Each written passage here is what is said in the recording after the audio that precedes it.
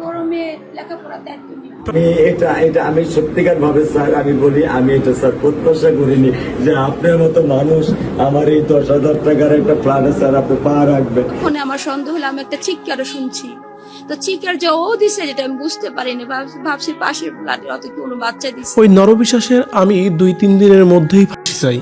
সে আমার মেয়ের সাথে এত বড় একটা জঘন্য কাজ করেছে যেটা আসলেও কোনোভাবেই মেনে নেওয়া উচিত নয়। প্রধানমন্ত্রী তারেক রহমানের কাছে এভাবেই অভিযোগ তুলে কথাগুলো বলছিলেন রামিসার মা, এবং কি রামিসার বাবাও কান্না করতে করতে প্রধানমন্ত্রীকে কি বলছেন এ বিষয়ে জানতে সম্পূর্ণ ভিডিওটি দেখে আমাদের সঙ্গেই থাকুন।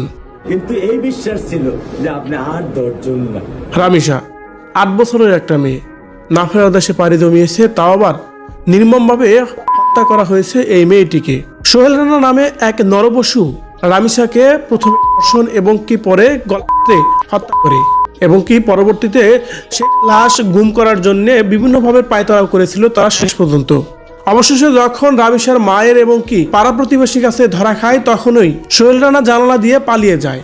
আর সেই নরপশুকে নিয়ে এখন সোশ্যাল মিডিয়ায় হচ্ছে অনেক বেশি আলোচনা সমালোচনা। এদিকে এই আলোচনা সমালোচনার মধ্যেই প্রধানমন্ত্রী তারেক রহমান সেই রামিসার পরিবারের কাছে গিয়েছে গভীর রাতেই। প্রধানমন্ত্রী তারেক রহমান এবং কি স্বরাষ্ট্রমন্ত্রী সালাউদ্দিন ও আইনমন্ত্রী আসাদুজ্জামান খান কামাল সেখানে উপস্থিত হয়েছেন। প্রধানমন্ত্রী রামিসার পরিবারকে আশ্বস্ত করেছেন এবং কি ওই নরপিশাচের বিচার করবেন এমনটাও জানিয়েছেন।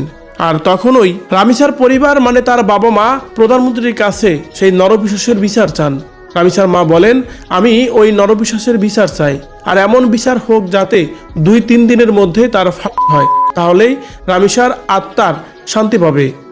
এ সময় রামিসার বাবা প্রধানমন্ত্রীর উপর সন্তুষ্ট প্রকাশ করে তিনি বলেন, সত্যি আমি এতটা সন্তুষ্ট এবং কি অবাক হয়েছি যে আপনার কাজ দেখে, কারণ আপনি একজন প্রধানমন্ত্রী, আর প্রধানমন্ত্রী হয়ে আমার এই 10,000 টাকার ফ্ল্যাটে এইভাবে আসবেন সেটা আমি কখনো কল্পনা করতে পারিনি। আমি সত্যি অনেক খুশি। তাছাড়া আপনার প্রতি আশ্বস্ত এবং কি বিশ্বাস আমার অনেক আগে আছে। যখন আমি দেখেছি যে আপনি সবার মতোই ট্রাফিক রুল মেনে রাস্তায় চলাফেরা করেন, সেই দৃশ্যটি সত্যি আমাকে অবাক করে দিয়েছে। তাই আমি সর্বোপরি বলবো, আমার মেয়ের মতো যেন আর কোনো মেয়ের সাথে এরকম না হয়। আমার মেয়ের রামিসার হত্যার সেই নরপশুকে যেন কঠিন একটা শাস্তি দেওয়া হয়, যে শাস্তি দেখে বাংলাদেশের বুকে এরকম জঘন্য কাজ আর করার মতো কেউ সাহস না পায়। এভাবে যেন প্রধানমন্ত্রী তারেক রহমানের কাছে কান্না করতে করতে কথাগুলাই বলছিলেন রামিসার বাবা। ভিউয়ার্স, প্রধানমন্ত্রী রামিসার পরিবারের সাথে দেখা করার জন্য স্বয়ং নিজেই সেই বাসায় গিয়ে উপস্থিত হয়েছেন এবং কি তাদের দুঃখের কথা শুনেছেন, তাদেরকে আশ্বস্ত করেছেন। শুধু তাই নয়, রামিসার বড় বোনের সারা জীবনের ভরণ পোষণের দায়িত্ব নিয়েছেন প্রধানমন্ত্রী তারেক রহমান। তার লেখাপড়া থেকে শুরু করে যা যা করতে হবে যাবতীয় খরচ তিনি বহন করবেন। প্রধানমন্ত্রী তারেক রহমানের এই আশ্বস্তর বিষয়টাকে আপনি কিভাবে দেখছেন, এবং কি তিনি যে স্বয়ং নিজেই রামিসার পরিবারের সাথে দেখা করে এসেছেন এই বিষয়টিকেও আপনি কিভাবে দেখছেন অবশ্যই কমেন্ট করে জানাবেন কমেন্ট বক্সে। কিন্তু এই বিশ্বাস ছিল যে আপনি 8-10 জন না।